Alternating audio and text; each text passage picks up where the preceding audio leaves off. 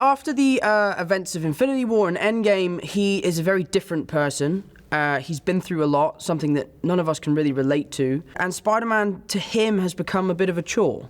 You know, he decides to sort of hang up the suit and go on holiday and enjoy his time with his friends and just be a young adult and be someone who's enjoying their life and learning who they are and finding out where they belong in the world.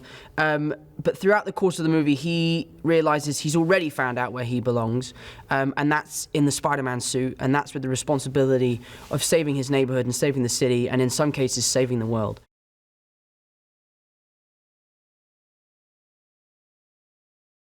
I think he did a great job with that in Homecoming, with it being a lighthearted film, with it being a funny film, but without sacrificing the emotion or the drama that superhero films warrant, you know? And I think this film does that in a stronger way, because it's funnier than the first one, but the stakes are higher and it's more emotional, so it's bigger and better in every way possible.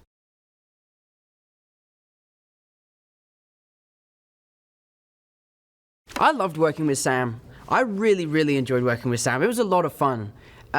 Obviously, in the film, Peter Parker is very intimidated by Sam Jackson.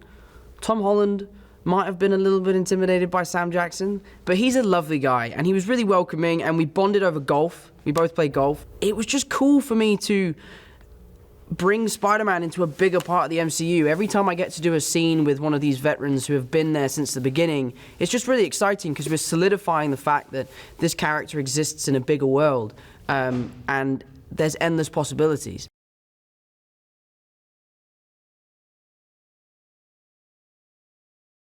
Happy Hogan is one of my favorite characters from the MCU, and when I found out that he'd be coming back for Spider-Man Far From Home, I was just over the moon because I love the energy he brings to the films. And everyone says Robert is the godfather of the MCU, but Favreau is like, he's the mastermind. Him and Kevin, they made the first movie and the second movie, so I loved picking his brains about that. But Happy Hogan in this film sort of has a little bit of a thing with Aunt May, which Peter isn't too sure about, but he's not mad about it either because he really likes Happy. But Happy Hogan takes on a huge responsibility throughout this film.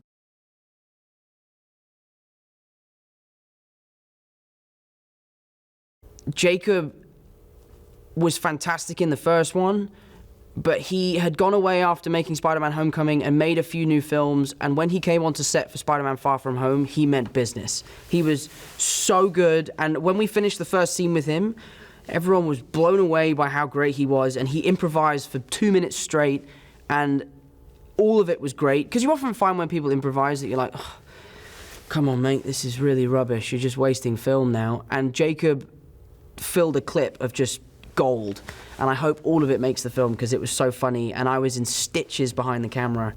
It's always a real privilege to get to work with your friends, and even more so when you see them doing so well and you see them absolutely knocking it out of the park. So I love Jacob to bits, and I love working with him, and it's just one of the highlights of this movie.